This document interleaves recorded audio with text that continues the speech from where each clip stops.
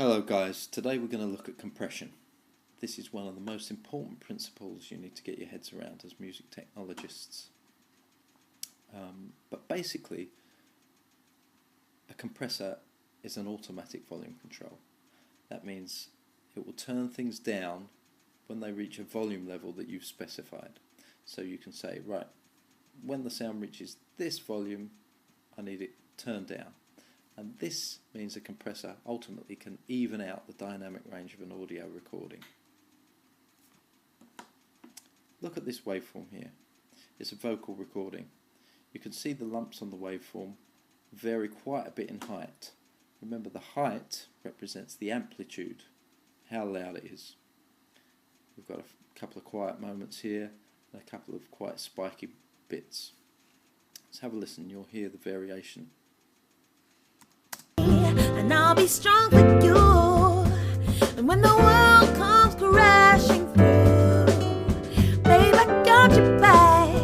I'm prepared for that. 'Cause what we got is beautiful. You can hear that we've got a bit of a peak here, and the end of the phrase is a bit soft. I'm just going to set the loop up to deal with those last 4 bars. Okay, now I could just turn the track up. But if I do that, give it plenty more level so I can hear this nicely, watch what happens to the meter. Your back. I'm prepared for that. 'Cause what we got is beautiful. This part's sitting quite nicely, but we've gone into the red because this is too loud. And this is the vital application of a compressor. It means you can turn things up and control those lumps so they don't distort and become too loud. So I'll just click on that, reset this fader. Hold Alt, click. So we want to use a compressor in here to even out the dynamic range of this recording. I've got my track highlighted. Go to the channel inserts, dynamics, compressor, mono. There's our compressor. I'm just going to turn down this gain parameter here, which defaults at 4 dB. You'll understand that more in a moment. I'll press Alt and click, it goes back to 0 dB. Remember, in music tech we discuss level in terms of negative values of decibels. When things reach 0 dB, that means they're clipping or going to distort. If I set my threshold, and this is the level at which the compressor will start to turn things down, it will start to reduce the gain. If I set it at 0 dB and press play, I'm prepared for that. Nothing's happening. You'll notice when the compressor's doing things, you'll see activity on this gain reduction meter.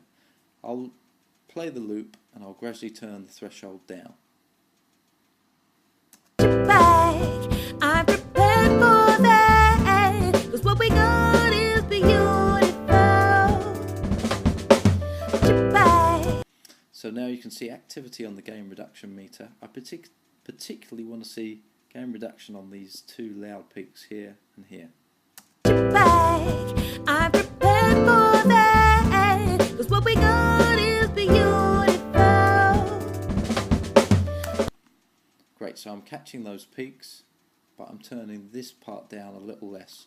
I could avoid turning this down altogether by raising the threshold slightly. I'm prepared for that. 'Cause what we got is beautiful. And then you see a bit more gain reduction on that slightly louder part. Our next important parameter is ratio. This is how much the compressor turns things down. I'm prepared for that. 'Cause what we got is beautiful. I'd just like to catch a bit more of that end part of the phrase. I'm prepared for that. 'Cause what we got is beautiful. I'm prepared for that. 'Cause what we got is beautiful.